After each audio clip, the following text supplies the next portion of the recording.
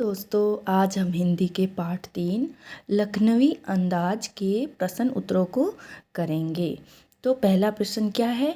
लेखक को नवाब साहब के किन हाव भाव से महसूस हुआ कि वे उनसे बातचीत करने के लिए तनिक भी उत्सुक नहीं है, यानी वो बातचीत नहीं करना चाहते। कैसे ऐसे भाव थे?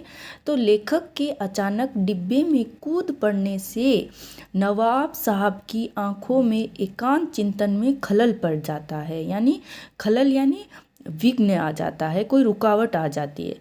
तो खलन पड़ जाने का असंतोष दिखाई दिया। ट्रेन में लेखक के साथ बातचीत करने के लिए नवाब साहब ने कोई उत्साह नहीं प्रकट किया। इससे लेखक के प्रति नवाब साहब की उदासीनता का आभास हुआ। इसलिए लेखक को इन हाव भावों को देखकर ये पता चला कि नवाब साहब वह उनसे बिल्कुल भी बातचीत नहीं करना चाहते हैं। दूसरा देखो, नवाब साहब ने बहुत ही यत्न से खीरा काटा, नमक और मिर्च बुरका यानी छिड़का उस खीरे पर, अंते सूंघ कर ही खिड़की से बाहर फेंक दिया। तो उन्होंने ऐसा क्यों किया?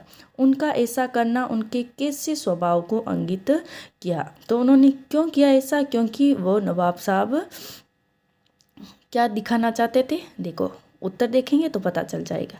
नवाब साहब ने बहुत ही यत्न से खीरा काटा, नमक मिर्च बुरका, अंते सूंघकर खिड़की से बाहर फेंक दिया। उनका ये बर्ताव स्वयं को खास दिखाने और लेखक पर अपनी अमीरी का रोब झाड़ने के लिए था। उनका ऐसा करना दम मिथ्या आडंबर प्रदर्शन प्रियता थे और उनके व्यवहारिक खोखलेपन की ओर संकेत करते थे, यानी वो अपने मन में एक खोखलापन था, सिर्फ दिखावा, दूसरों को दंग करने लायक मिथ्या आडंबर से भरपूर उसका स्वभाव था। किनका? नवाब साहब का, जो दिखावटी थे। तीसरा देखो, बिना विचार घटना और पात्रों के भी क्या कहानी लिखी जा सकती है? यशपाल के इस विचार से आप कहाँ तक सहमत हैं? तो अपने इस कथन के द्वारा लेखक ने नई कहानी के दौर के लेखकों पर व्यंग्य किया है। बिना विचार घटना से हम कहानी तो नहीं लिख सकते हैं, लेकिन कवि जो यशपाल सिंह है वो क्या दिखाना चाहता है? वह नई दौर की जो कहानियां हैं, जो नई दौर के जो लेखक हैं, उन पर व्यंग्य किया है। किसी भी कहानी की रचना उनके आवश्यक तत्वों, कथा वस्तु, घटना, पात्र आदि के बिना संभव नहीं होती है। घटना तथा कथा वस्तु कहानी को आगे बढ़ाते हैं, पात्रों द्वारा संवाद कहे जाते हैं। ये कहानी के लिए क्या है? आवश्यक तत्व है। तो बिना विचार घटना के हम कहानी नहीं लिख सकते हैं।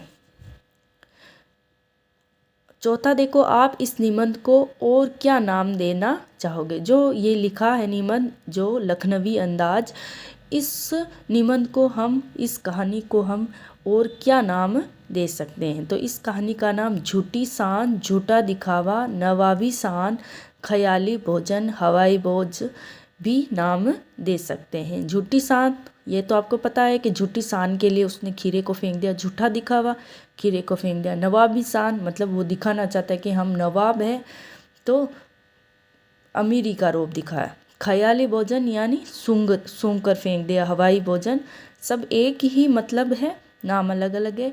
क्योंकि नवाब साहब ने अपनी झूठी शान शौकत को कायम रखने के लिए अपनी जो छोटी सी इंचा थी खीरे खाने की, वो भी मन में दबा दिया। तो इस प्रकार हमने तीसरा चैप्टर है जो लखनवी अंदाज, उसके क्वेश्चन आंसर अभ्यास प्रश्नों को अच्छी तरह से कर लिया है। आशा करती हूँ आप सभी को ये लखनवी अंदाज के अभ्यास प्रश्न समझ में आए होंगे। Thank you.